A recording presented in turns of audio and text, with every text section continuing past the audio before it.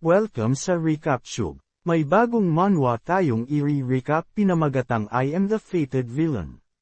Nagsimula ang kwento sa malakas na sigaw ng Archbishop, umalangaw ito sa loob ng makapangyarihang bulwagan ng Taishuan Sacred Land kung saan maraming tao ang nagtipon. Subalit, ang binatang nasa harap nila ay sumalungat at tahasang tinanong kung gaano kawalang hiya ang sinasabing Taishuan Sacred Land, isa sa 6 na banal na lupain. Nakayukom ang kanyang kamao habang inakusahan niya ang Archbishop ng pang-aabuso sa mga mahihinang at pagkampi sa mga makapangyarihan.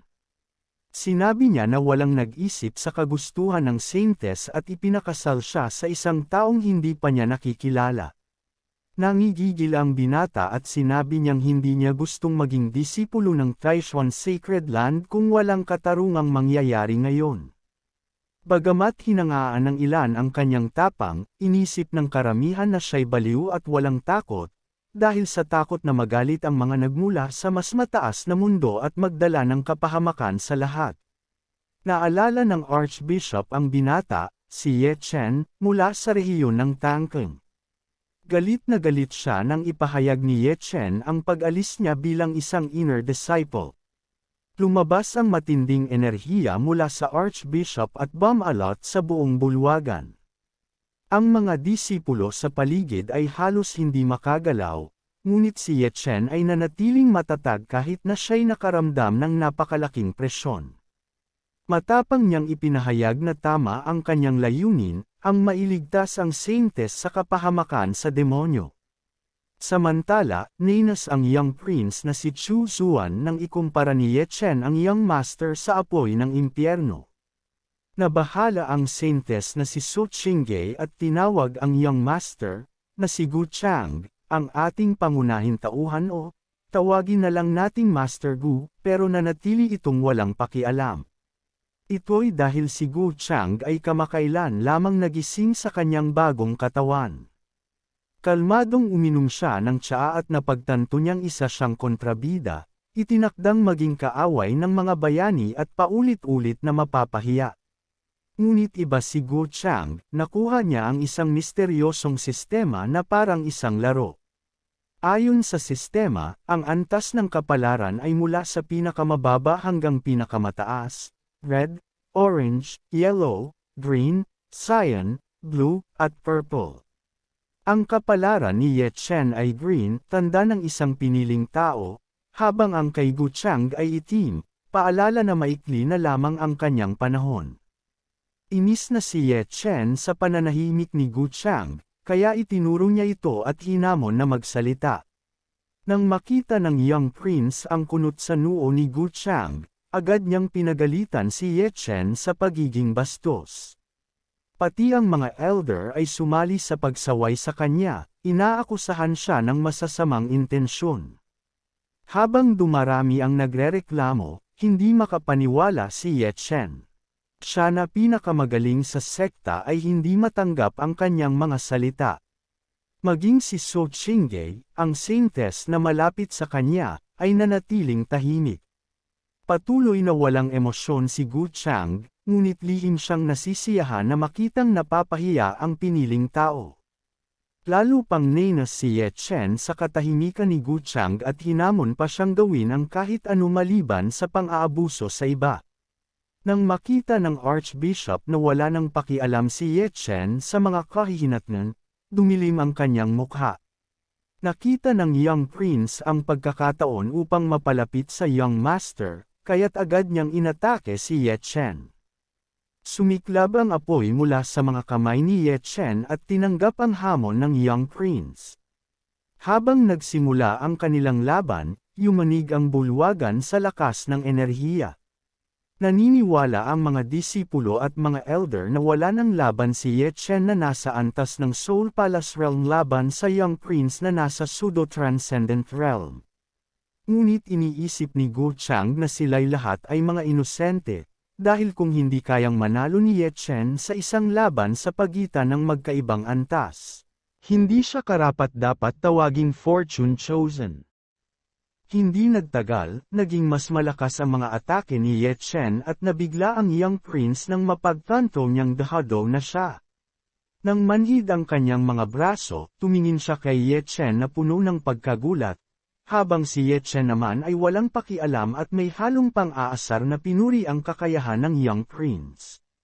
Pati ang Archbishop ay nagulat sa kanyang nakita. Samantala, namula ang mga babae sa paligid dahil sa paghanga kay Ye Chen na malakas at gwapo. Pero agad silang sinaway ng isang lalaking disipulo, natatakot na baka magalit si Master Gu. Sa halip, hindi naiinis si Master Gu, iniisip niyang normal lang sa bida ng kwento ang mapuri ng iba. Napunta ang tingin niya kay Su Qingji, na may halagang 350 ang kapalaran, at napagtanto niyang siya ang babaeng bida.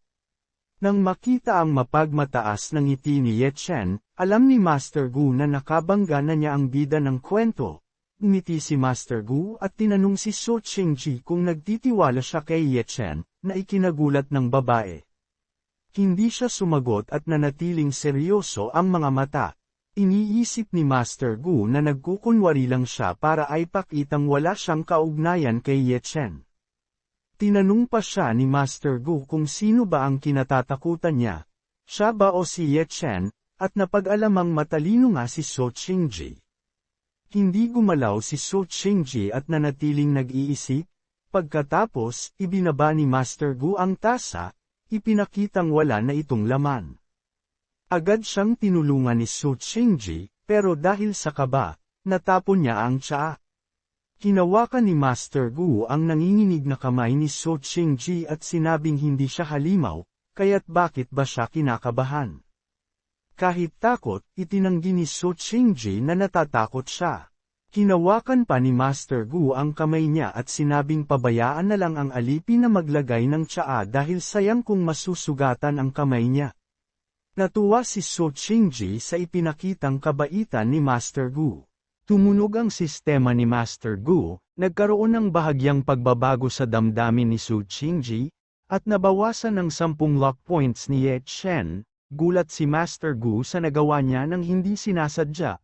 Nang mapansin ni Ye Chen ang paghawak ni Master Gu sa kamay ni Su Qingji, namutla siya sa galit dahil nakitang inagawan siya ni Master Gu ng babaeng gusto niya. Napangisi ng masama si Master Gu habang natutuwa sa nangyayari, dahil sa tindi ng galit, muling sumiklab ang aura ni Ye Chen. Habang kinukuskus ng young prince ang kamay niya, sinabi niyang hindi pa siya tapos. Ngunit hindi na napigilan ni Ye Chen at nagbanta pa ng kamatayan. Sa pagtingin ni Master Gu sa sitwasyon, inaasahan niyang matatalo ni Ye Chen si Chakshuan. Pagkatapos, hihingi ni Ye Chen ang isang laban, gagamitin ang kapalaran para makatakas, at sa loob ng ilang taon, babalik para mag-higanti. Alam ni Master Gu na sa panahon na iyon, malamang patay na siya. Pero hindi niya hahayaang itakda ng ibang tao ang kanyang kapalaran dahil nakakabagot iyon para sa kanya. Sa wakas, si Master Gu ay kumilos, ikinagulat ng Archbishop at ng kanyang anak. Sa eleganteng galaw, lumutang siya sa ere, at lahat ay napamulagat sa gulat. Habang abala ang lahat, dumiretso si Master Gu kay Ye Chen at inako ang sitwasyon. Pumutok ang galit ni Ye Chen, hindi natatakot kanino man, ngunit kalmado lamang si Master Gu at may ngiti pa nang tanungin niya si Ye Chen kung ang kawalan ng takot nito ay bunga ng kamangmangan.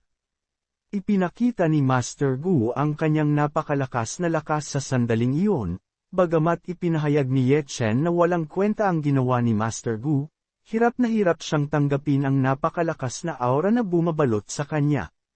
Nang makita ni Master Gu na nakatayo pa, si Ye Chen, pinakawalan niya ang isang mapanghamak na tunog at pinalakas pa ang presyon. Sobrang tindi ng aura na umabot ito sa pintuan, at nawasak pa ito nang bumangga ang enerhiya palabas. Hindi na kinaya ni Ye Chen at napaluhod siya, halos hindi makahinga. Narinig niya si Master Gu na nagtatanong kung gusto ba niyang makatanggap ng huling salita, nang inag sa takot ang ibang mga disipulo sa lakas ni Master Gu, ngunit kasabay nito ay humanga rin sila. Pati si Su Qingji, na nawala ng kontrol sa sarili, ay napakapit sa mesa habang naglalarawan ng kawalan ng pag-asa sa kanyang mukha. Napagpasyahan ng Archbishop na huwag nang galitin ang batang Panginoon. Sa kabilang banda, tinitigan ni Ye Chen si Master Gu nang may matinding galit, ngunit hindi yun ikinabahala ni Master Gu. Siya ay kampante matapos mapahiya ang Fortune Chosen, sa harap ng lahat, at nabawasan ng 10 luck points ni Ye Chen habang tumaas ng 50 ang kay Master Gu. Bagamat tumaas ang halaga ng kanyang fate points, inaasahan ni Master Gu na tataas din ang kanyang kultibasyon. Ipinikit niya ang mga mata at nagtipon ng mga iniisip. Sa sumunod na sandali, napunta siya sa isang mahiwagang lugar at tinanong ang sistema kung gaano kataas ang magiging halaga ng kapalaran niya kung papatayin niya si Ye Chen. Ngunit sinagot siya ng sistema na ang mga may dakilang kapalaran ay protektado ng kalangitan. Kapag isinasaalang-alang ang kasalukuyang halaga ng kanyang kapalaran, malalagay sa peligro ang kanyang sariling kapalaran. Naasar si Master Gu nang malaman niyang magkakaroon siya ng malas kapag napaslang niya ang pinili ng kapalaran. Napagtanto niyang ang itim na halaga ng kanyang kapalaran ay nangangahulugang isa siyang kontrabida. Ipinaliwanag ng sistema na ang kapalaran ay isang hindi tiyak at hindi maipaliwanag na bagay. Bagamat kayang patayin ni Master Gu si Ye Chen dahil sa kanyang lakas, magtutulak ito ng mga hindi inaasahang pangyayari. Sinabi ng sistema na ang dahilan nito ay si Master Gu mismo ang pinakamalaking hindi inaasahang pangyayari, kaya't hindi niya dapat patayin si Ye Chen. Sa halip, unti-unti niyang itataas ang kanyang antas ng kapalaran at susugod kapag tama na ang oras. Nang makuha ang impormasyong kailangan niya, muling inipon ni Master Gu ang kanyang isipan. Napagtanto niyang ang sapilitang paglapit kay Su Qingji ay hindi makakabuti laban kay Ye Chen. Sa kalagitnaan ng kanyang pag-iisip, narinig ang malakas na tawa habang pinuri siya ng Archbishop sa kanyang napakalalim na kultibasyon. Sunod-sunod namang nagbigay ng mga papuri ang mga elder, sinasabing si Master Gu ay tulad ng isang Diyos. Sa kabila ng mga papuri, nanatiling mapagpakumbaba si Master Gu at hindi nagmataas sa kanyang lakas. Samantala, nalungkot ang young prince sa kanyang mababang antas ng cultivation, na nagpilit kay Master Gu na kumilos. Nakaluhod pa rin si Ye Chen, na kinakalaban ang mga mapanlait na salita ng mga tao sa paligid. Sa tindi ng galit, sinigawan niya si Master Gu at buong lakas na sumugod upang suntukin ang nakangiting mukha nito. Subalit, naharang ang kanyang suntok dahil may hadlang na inilagay si Master Gu bilang patunay ng kanyang lakas. Dama ni Ye Chen ang panganib ng hindi magtagumpay ang kanyang pag-atake. Nakita niya si Master Gu na itinaas ang kamay, at sa isang iglap, tila langgam na pinatalsik si Ye Chen sa isang haligi. Napanganga si Su Qingji, nagulat sa nasaksihan niya habang ang dugo ni Ye Chen ay nagliparan sa hangin. Habang nakahandusay si Ye Chen sa lupa, lalo pang pinagalitan siya ng mga elder, iniwan kay Master Gu ang desisyon sa kanyang parusa. Pati ang ibang disipulo ay pinagtawanan siya dahil sa pagkabigo sa kanyang duwag na pag-atake. Si Ye Chen ay desperadong nakiusap ng may katwiran, ngunit si Master Gu ay tumalikod. Na may ngiti, sa isang tapak ng paa, lumutang ang kanyang katawan sa ere at dumaan kay Su Qingji. Inimbitahan niya itong manood ng magandang buwan mamayang gabi. Habang patuloy na umiiyak si Ichen, tinatawag ang pangalan ng kanyang minamahal, ang Archbishop ay masayang ibinibigay ang kanyang anak. Ngunit, nang makita ang pagkadismaya sa mukha ng anak na babae, kumunot ang noo ng Archbishop. Ang hinaharap ng kanilang sekta para sa susunod na daang taon ay nasa mga kamay ni Master Gu, kaya alam ni Su Qingji na hindi siya maaaring magkamali sa kanyang desisyon. Sa wakas, tinanggap niya ang kanyang kapalaran ng may pag-aatubili. Nang matanto ni Ichen na natapos na ang lahat sa pinakanatatakutan niya, siya ay nalugmok. Sa huli, hindi na kinaya ng kanyang isipan ang sitwasyon, at nawalan siya ng malay dahil sa matinding dalamhati. Lumabas ang isang sistema ng babala, nagsasaad na nabawasan ng 100 ang lock points ni Ye Chen, habang ang kay Master Gu ay tumaas ng 500 fate points. Ngayon alam ni Master Gu kung paano ito gumagana, ang Fortune Chosen ay tila mga tanim na inaani ng kanyang sistema, bagamat nakakabagot, para kay Master Gu, masaya ang dahan-daang pagpapahirap sa isang langgam hanggang sa huling hininga nito. Samantala sa ilalim ng maliwanag na buwan, isang nilalang na balot sa balabal ang nakatayo sa itaas ng bubong, nakikinig sa usapan ng Archbishop at ni Su Qingji, na napilitang tanggapin ang kanyang kapalaran matapos ipaliwanag ng kanyang ama ang sitwasyon. Huminga ng malalim ang Archbishop habang pinag-uusapan nila ang pagdalaw sa Young Master. Ngunit bawat salita nila ay narinig ng nakatalukbong na lalaki. Pagkatapos ng usapan, biglang nawala ang nakatalukbong na lalaki. Sa loob ng silid ni Master Gu, hiningi niya ang ulat, at dumating ang lalaking may balabal upang ibalita ang tungkol sa pag-uusap ng Archbishop at ni Su Qingji. Nang malaman ito, nagising ang interes ni Master Gu. Ipinaliwanag ng lalaking may balabal na ang pinakamakapangyarihang elder ng Taichuan Sacred Land ay pumanaw na 300 taon na ang nakalipas, ngunit hindi pa nalalaman ito ng labas na mundo. Nasa kamay din ni Master Gu ang kapalaran ng sekta. Natuwa si Master Gu nang mapagtanto niyang tama ang kanyang hinala. Inutusan niya ang lalaking may balabal na bantayan si Ye Chen, na nasa bilangguan, na ikinagulat ng lalaki. Tinanong nito kung bakit interesado si Master Gu kay Ye Chen. Sumagot si Master Gu na si Ye Chen ay may dakilang kapalaran at maaaring magdala ng mga oportunidad sa kanya. Pag-alis ng lalaki, napabuntong hininga si Master Gu, na pagtatanto niyang hindi ganoon kadaling anihin ang kapalaran ng dalawang karakter na nasa kanyang kamay. Bigla na lang nag-ulo ang sistema, at sinabihan siya na oras na upang tanggapin ang gantimpala sa matagumpay na pagtatapos ng beginner phase. Agad niyang pinindot ang kahon ng premyo at tumanggap ng 3 bagay, isang talisman na makakasira ng array, isang rainbow cloak, at isang basag na bahagi ng World Seed. Napatingin si Master Gu sa World Seed, hindi alam kung ano ito.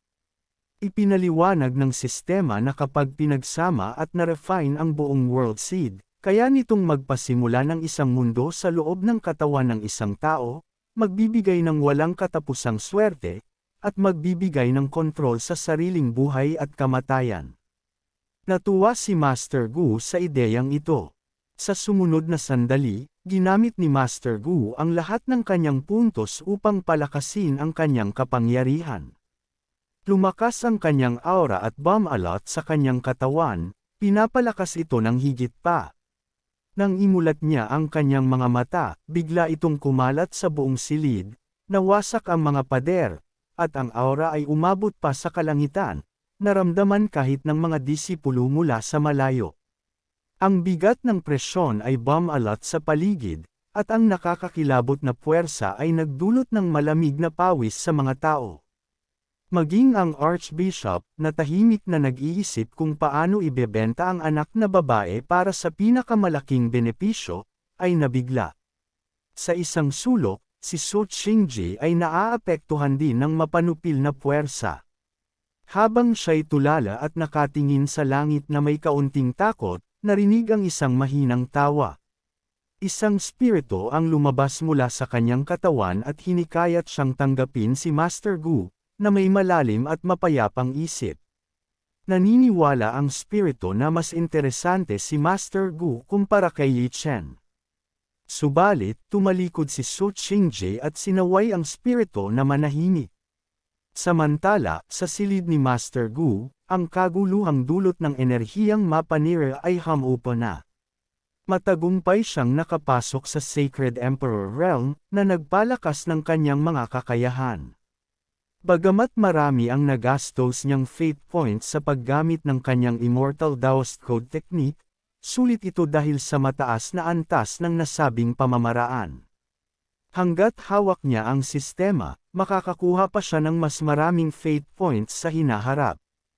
Kaya napatawa siya na parang demonyo. Naisip ni Master Gu, si Yi Chen na magsusumikap sa pag-cultivate para lamang maubos ang kanyang luck points.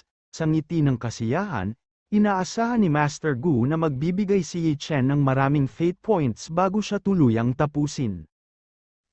Sa ibang lugar, malakas na bumahing si Yi Chen sa loob ng kulungan. Hindi siya makapaniwala sa kanyang kasalukuyang kalagayan. Sa nakaraan, palagi siyang nakakawala sa mahihirap na sitwasyon.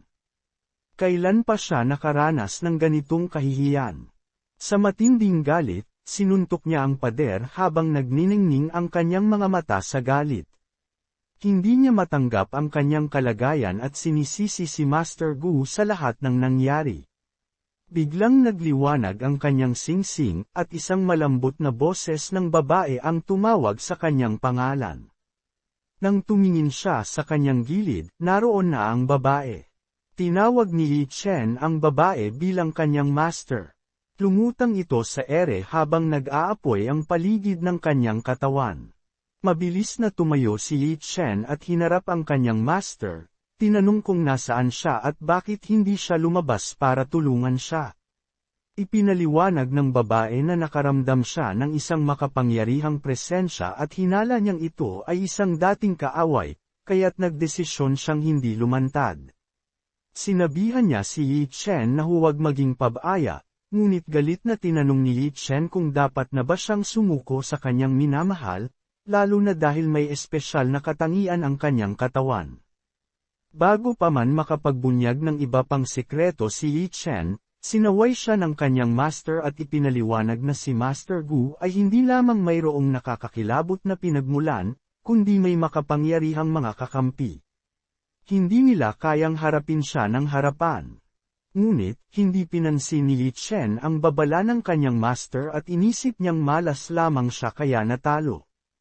Nadismaya ang babae sa pagiging padalos-dalos ni Yi Chen, ngunit nag-alala pa rin siya para sa kanyang disipulo. Naisip niyang may mga makapangyarihang master sa kulungan, at baka may paraan para makatakas sila. Umiti si Yi Chen nang magkaroon siya ng ideya, ikinagulat ito ng kanyang master. Nais ni Yi Chen na malaman ng lahat na ang Supreme Elder ng Tichuan Sacred Land ay matagal nang patay at wala nang nagpoprotekta sa sekta. Kung kakalat ang impormasyong ito, ang mga sekta na nagnanais sa Dragon Veins ay aatake, at doon siya magkakaroon ng pagkakataong makatakas sa gitna ng kaguluhan.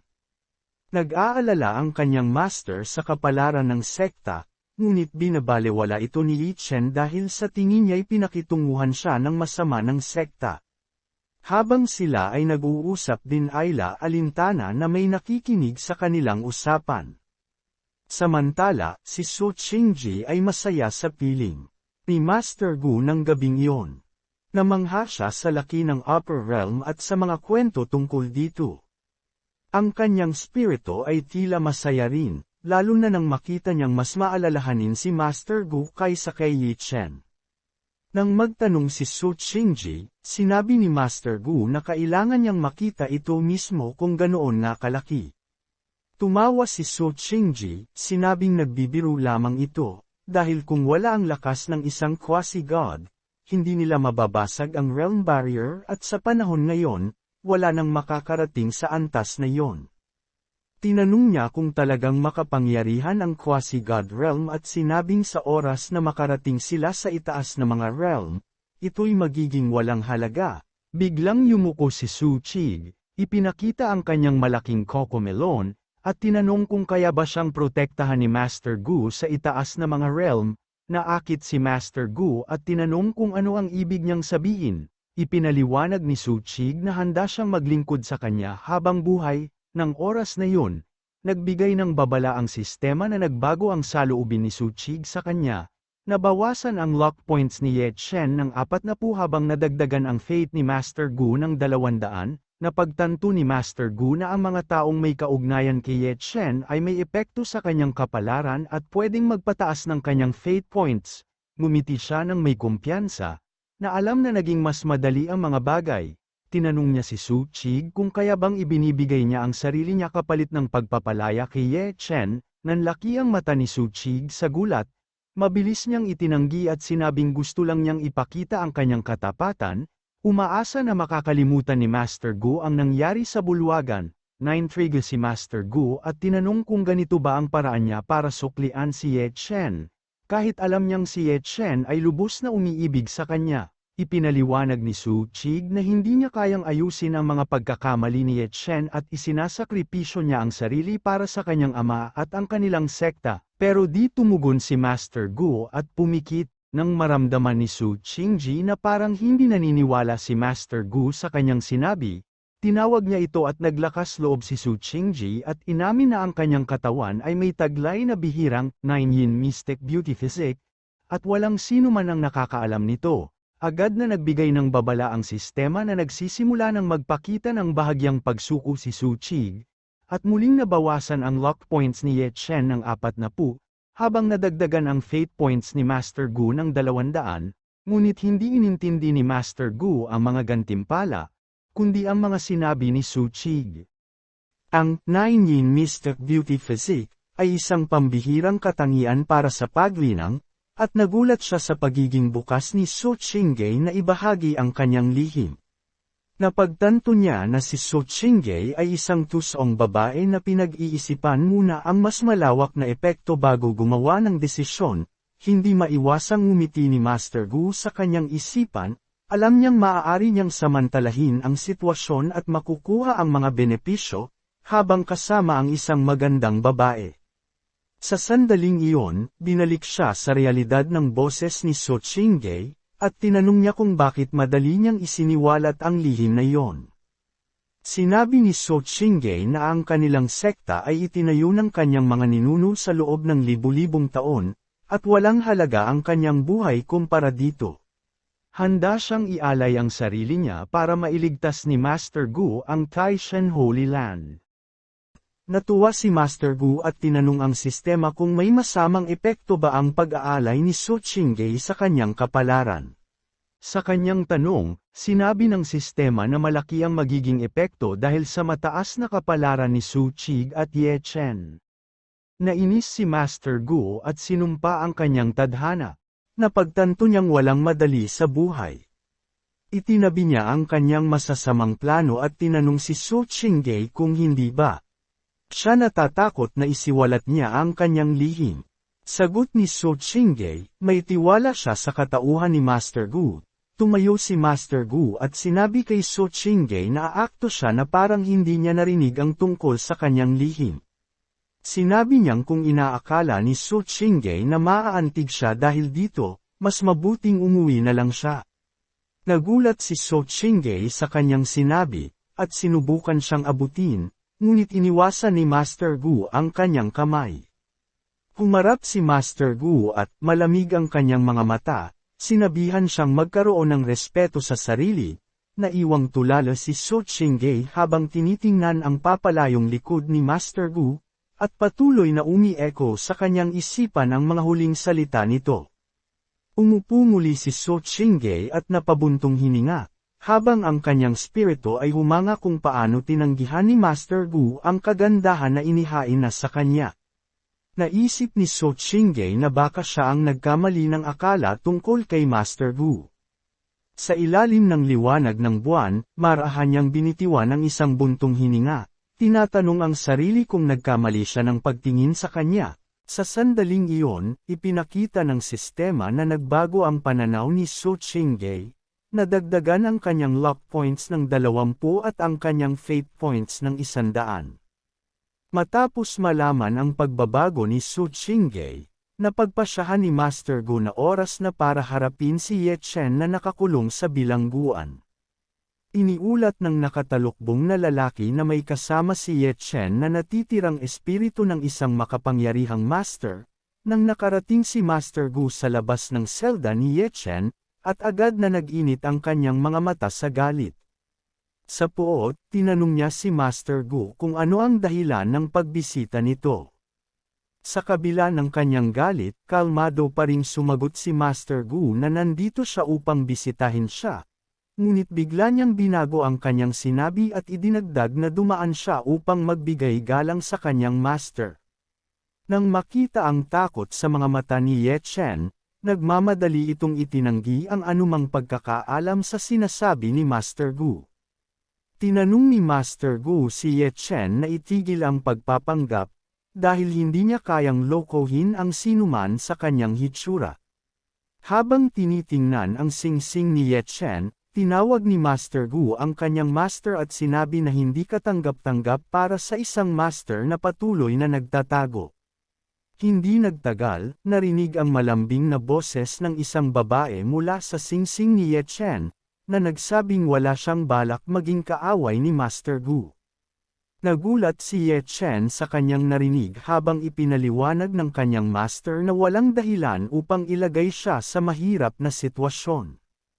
Sa kabaligtaran ng kanyang inaasahan, interesado lamang si Master Gu sa kanya dahil kayang niyang gabayan si Ye Chen, na itinuturing niyang bobo.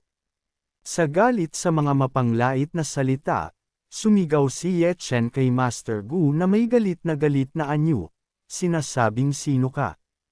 Para tawagin mo akong bobo, pero di siya pinansin ni Master Gu at patuloy na nakipag-usap si Master Gu sa babae. Sinasabing palaging may mga pagkakataon na ang mga perlas ay naiiwan sa mga baboy at ang pananatili kasama ni Ye Chen ay isang pag-aaksaya ng kanyang mga talento. Pinanggigilan ng babae ang kanyang mga mata at naisip na nag-uugat si Master Gu ng hidwaan sa pagitan niya at ni Ye Chen. Sa kabaliktaran ng kalmadong babae, nagalit si Ye Chen. Ninakaw ni Master Gu ang kanyang crush at ngayon ay balak niya ring kunin ang kanyang master. Tumawa si Master Gu matapos marinig ang mga salitang iyon. Wala siyang kasalanan dahil ginawa iyon ng kanyang kapalaran. Sa kabila ng kanyang mga sagot, umabot sa rurok ng galit si Ye Chen. Parang hindi niya narinig ang mga mura ni Ye Chen. Inilabas ni Master Gu ang kanyang kamay at bahagyang naglagay ng kaunting puwersa sa hola ng bilangguan. Dahan-dahan, nag-crack ang hola, at sa isang maliit na tulak, nawasak ito at nagkalat ang mga piraso sa hangin. Habang natatakpan ni Ye Chen ang kanyang sarili mula sa pagsabog, narinig niya ang mga salita ni Master Gu na nagsasabing huwag niyang pigilan ang kanyang master habang siya ay pumasok sa loob. Ipinakita ni Master Gu na hindi maaaring manatili sa mundong ito ang isang remnant soul ng matagal. Kung handa ang babae na sumama sa kanya, matutulungan niya itong makakuha ng pisikal na katawan at maibalik siya sa rurok ng kanyang lakas. Parang isang nakagapos na hayop, nag-aalab ang galit ni Ye Chen, gusto niyang durugan ang bibig ni Master Gu dahil sa pang-aagaw sa kanyang master sa harap niya. Samantala, nagbigay ng babala ang sistema na ang mental health ni Ye Chen ay patuloy na nasisira. Nabawasan ang kanyang luck points ng 20 habang nadagdagan ng 100 ang fate points ng host. Naging matagumpay siya. Ngunit hindi pa rin ito sapat.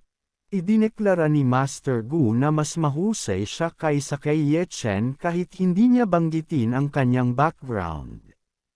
Sa ngayon, si Ye Chen ay mas naging bilangguan para sa kanya, sa kabila ng kakayahan nitong magbigay ng soul energy upang alagaan ang kanyang spirito. Para bang nababasa ang kanyang isip, sinabi ni Ye Chen sa kanyang master na huwag makinig sa mga sinasabi ni Master Gu, o baka magkapaniwala siya sa mga ito. Gayunpaman, magulo ang isipan ng kanyang master.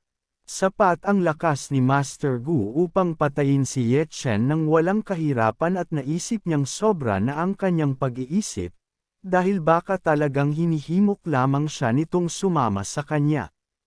Alam niyang wala namang masama kay Master Gu at sa huli, si Ye Chen ang nag-uudyok at nagdudulot ng gulo. Pagkalipas ng ilang sandali, muli siyang tinanong ni Master Gu. Sa pagkakataong ito, umiling siya at idineklara na hindi siya aalis kay Ye Chen, ang nagligtas sa kanya mula sa kamatayan. Napabuntong hininga si Master Gu matapos marinig ang kanyang sagot at nagbigay sa kanya ng oras upang pag-isipan ang bagay na ito. Kapag nagbago ang kanyang isip, pakakawalan niya si Ye Chen. Maari niyang bawiin ang parusa ni Ye Chen, ibalik siya bilang isang inner disciple, at ibigay sa kanya ang kanyang pinapangarap na crush.